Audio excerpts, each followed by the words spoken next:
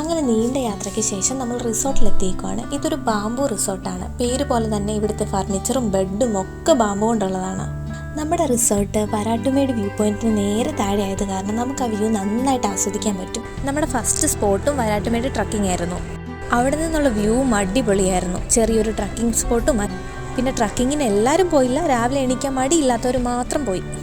ഞങ്ങളുടെ അടുത്ത destination വാഗമണിലെ main സ്പോട്ടായ ഒട്ടക്കുന്നിലേക്കാണ്. അത്യാവശ്യം നല്ല തിരക്കുള്ളത് കാരണം കുറച്ച് നേരം ക്യൂവിൽ നിൽക്കേണ്ടി വന്നു. അങ്ങനെ രണ്ട് സൈഡിലെ കാഴ്ചകളും കണ്ട് ഞങ്ങൾ മുന്നോട്ട് നീങ്ങി. ഈ പൊരി വെയിലത്ത് എല്ലാവരും തള്ളും കൂടെ ആയപ്പോൾ നടത്തത്തിൻ്റെ ക്ഷീണമൊന്നും ഞങ്ങൾ അറിഞ്ഞതേയില്ല. ഇവിടെ നല്ല വെയിലായതുകൊണ്ട് അധിക നേരം ഞങ്ങളിവിടെ സ്പെൻഡ് ചെയ്തില്ല. കുറച്ച് ഫോട്ടോസൊക്കെ എടുത്ത് ബോട്ടിങ്ങൊക്കെ കഴിഞ്ഞ് വേഗം ഞങ്ങൾ അടുത്ത സ്ഥലത്തേക്ക് പോയി.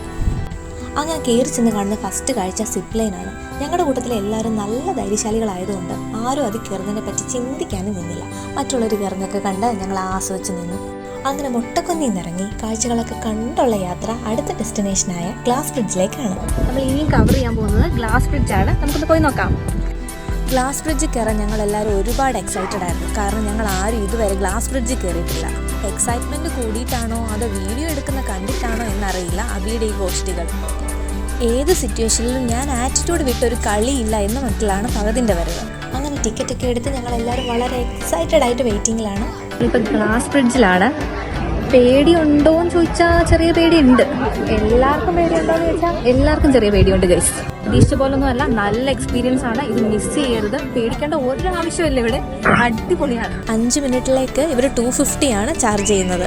ഇത്തവണ ട്രിപ്പ് പോകാനായിട്ട് നമ്മുടെ ടീം മെമ്പേഴ്സ് എല്ലാവരും ഉണ്ടായിരുന്നു. അതുകൊണ്ട് തന്നെ ഞങ്ങൾ എല്ലാവരും ഭയങ്കര എക്സൈറ്റഡ് ആയിരുന്നു. അപ്പം നമ്മൾ ഗ്ലാസ് ബ്രിഡ്ജിൽ കയറി കൊള്ളാം, ഒരു നൈസ് എക്സ്പീരിയൻസ് ആയിരുന്നു. പക്ഷെ മിക്കുള്ളവരും പെട്ടെന്ന് കയറിയിട്ട് ഇറങ്ങുകയാണ് ചെയ്തത്. നമ്മളിപ്പോൾ വാഗമൺ ഗ്ലാസ് ബ്രിഡ്ജിൽ കയറി. സംഭവം ഓക്കെയാണ്, പക്ഷെ താഴെ നോക്കിയാൽ നമുക്ക് പേടിയാവും. നേരെ നോക്കി പോയാൽ മതി. സംഭവം പുറത്ത് വാച്ചിങ് ആണത്.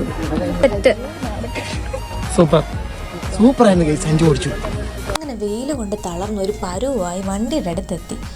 ഞങ്ങളുടെ നെക്സ്റ്റ് സ്പോട്ട് ചാർലിക്കുളമാണ്. അതിൻ്റെ വിശേഷങ്ങളുമായി അടുത്ത വീഡിയോയിൽ കാണാം. അപ്പോൾ അതുവരെ ബൈ, സീ യു അഗെയിൻ.